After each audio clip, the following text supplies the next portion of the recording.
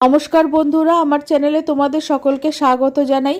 গরম তো পড়েই গেল, এই গরমে আইসক্রিম খেতে সকলেরই খুব ভালো লাগে। আমি আজ নারকেলের আইসক্রিম তৈরি করেছি।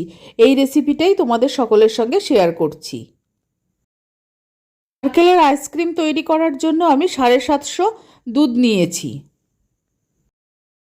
দুধটাকে আমি কড়াইয়ের মধ্যে নিয়েছি। দুধটা এবার জাল করে আমি একটু ঘন করে নেব। 1.5 কাপ চিনি দুধের সঙ্গে মিশিয়ে দিলাম। মিষ্টিটা তোমরা তোমাদের পছন্দ অনুযায়ী কম বেশি করে নিতে পারো। একটা নারকেল কুড়িয়ে নিয়েছি। এবার কোরানো নারকেলটাকে ভালো করে পেস্ট করে নেব। তোমরা কচি নারকেল দিয়েও করতে পারো। একটু কুড়োনো নারকেল আলাদা একটা বাটিতে তুলে রাখলাম। কোরানো নারকেলটা একটা মিক্সিং জারে নিয়ে নিয়েছি। এবার অল্প দুধ দিয়ে খুব মিহি করে একটা পেস্ট তৈরি করে নেব। নারকেলটা কতটা মিহি করে পেস্ট করেছি সেটা তোমাদের একবার দেখিয়ে দিচ্ছি। একটা বাটিতে 2 চামচ কর্নফ্লাওয়ার নিয়েছি। কর্নফ্লাওয়ারের মধ্যে 4 চামচ গুঁড়ো দুধ দিয়ে নিলাম। গুঁড়ো দুধটাকে আগে কর্নফ্লাওয়ারের সঙ্গে ভালো করে মিশিয়ে নেব। তারপর অল্প দুধ দিয়ে কর্নফ্লাওয়ার আর গুঁড়ো দুধটাকে ভালো করে গুলে রেখে দেব। এক বাটি দুধ আগে থাকতেই সরিয়ে রেখেছিলাম। এখান থেকে অল্প একটু দুধ দিয়ে নারকেলটাকে পেস্ট করে নিয়েছি। বাকি দুধ দিয়ে কর্নফ্লাওয়ারটা গুলে নেব। দুধটা কর্নফ্লাওয়ার আর গুঁড়ো দুধের মধ্যে ঢেলে দিলাম। এবার চামচ দিয়ে আস্তে আস্তে ভালো করে মিশিয়ে নেব। দুধ আর কর্নফ্লাওয়ারটা খুব ভালো মতো গুলে নিয়েছি। এদিকে দুধটাও বেশ খানিকক্ষণ জাল হয়ে গেছে আর কিছুটা ঘনও হয়ে গেছে। দুধটা ভালো করে জাল করে নেওয়ার পর কর্নফ্লাওয়ার আর গুঁড়ো দুধের মিশ্রণটা অল্প অল্প করে দুধের মধ্যে ঢালতে থাকবো আর খুন্তি দিয়ে অনবরত নাড়তে থাকবো। খুন্তি দিয়ে এই সময় নাড়তে থাকতে হবে, না হলে দুধটা নিচ থেকে লেগে যেতে পারে। আর একবারে সবটা আমি গুলে রাখা গুঁড়ো দুধ আর কর্নফ্লাওয়ার দিয়ে দেব না, অল্প অল্প করে দেব আর এরকমভাবে খুন্তি দিয়ে নেড়ে মেশাতে থাকবো। প্রথমবারে অল্প দিয়েছি, এবারে আরও একটু দিয়ে দেবো, দিয়ে আবার খুন্তি দিয়ে নেড়ে ভালোভাবে মিশিয়ে দেব। এইভাবে সবটা গুঁড়ো দুধ আর কর্নফ্লাওয়ার গোলা আমি দুধের মধ্যে মিশিয়ে দেব। এই সময় গ্যাসের ফ্লেমটা আমি কমিয়ে দিয়েছি আর খুন্তি দিয়ে অনবরত দুধটাকে নাড়তে থাকতে হবে।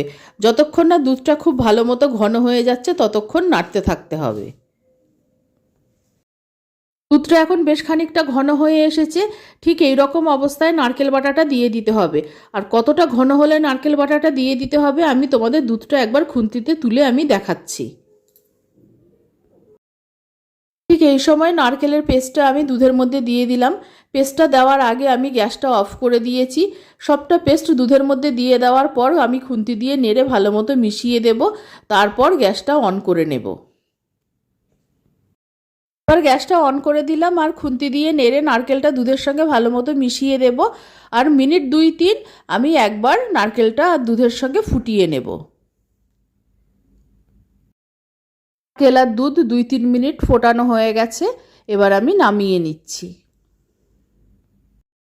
কড়াইটা গ্যাস থেকে নামিয়ে ফ্যানের নিচে রেখে দিয়েছি যে খুব ভালো মতো ঠান্ডা হয়ে যাওয়া পর্যন্ত আমাকে অপেক্ষা করতে হবে। তারপরে ব্লেন্ড করব।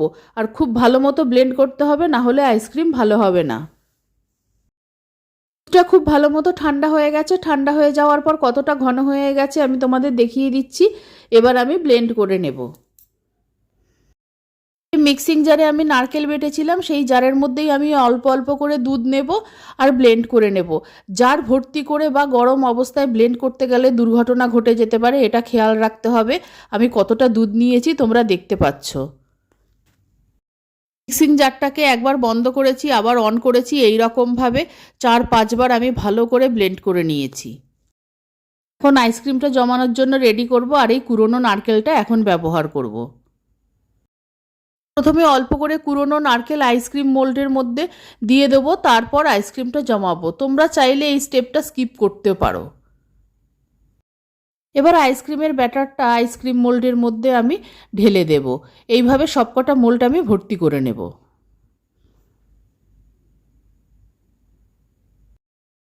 আইসক্রিম মোল্ড না থাকলে বা ব্যাটার বেশি হয়ে গেলে ঘরে পছন্দ মতো যে কোনো পাত্রে তোমরা জমাতে পারো। কফির কাপ বা প্লাস্টিকের যে জুসের ছোট ছোট কাপগুলো হয় সেগুলোতেও তোমরা জমাতে পারো। এবার আইসক্রিম মোল্ডের ঢাকনাগুলো একটা একটা করে সবগুলো লাগিয়ে দিচ্ছি। এবার ডিপ ফ্রিজে 8 থেকে 10 ঘন্টার জন্য আমি রেখে দেব।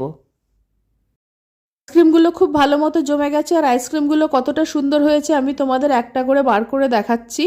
আইসক্রিম মোল্ডটাকে আমি একটা গ্লাসের মধ্যে কিছুটা জল নিয়ে 2-3 সেকেন্ড তার মধ্যে ডুবিয়ে রাখবো। তারপর হাত দিয়ে টানলেই আইসক্রিমটা বেরিয়ে আসবে। আইসক্রিমটা ভাঙবেও না, সুন্দরভাবে বেরিয়ে আসবে। আর দেখতে কতটা সুন্দর হয়েছে আমি তোমাদের বের করে দেখাচ্ছি। ঢাকনাটাকে একটু আলতো হাতে টানলেই আইসক্রিমটা বেরিয়ে আসবে।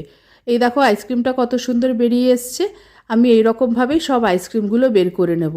আমার এই আইসক্রিমের রেসিপি ভালো লাগলে আমার চ্যানেলকে সাবস্ক্রাইব করার, লাইক করার, শেয়ার করার অনুরোধ রইল।